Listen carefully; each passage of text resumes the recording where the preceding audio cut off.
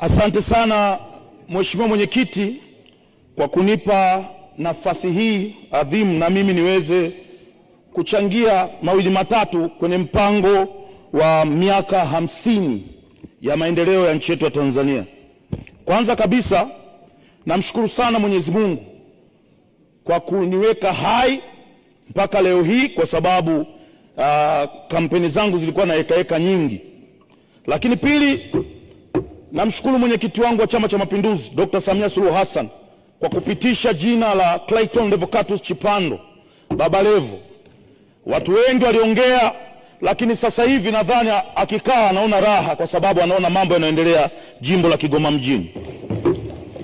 Lakini kingine, nawashukuru sana wananchi wa Kigoma mjini, walipiga kura nyingi na walinipa moyo tangu nazindua kampeni katika jimbo la Kigoma mjini. Umati uliokuwa unanifuata nyuma ni wafuasi ambao walinionyesha wazi kwamba tunakupeleka bungeni, na nataka niwaahidi kwa uwezo wangu na elimu yangu nilionayo, hii ndo ajira yangu kubwa ya mwisho, ubunge.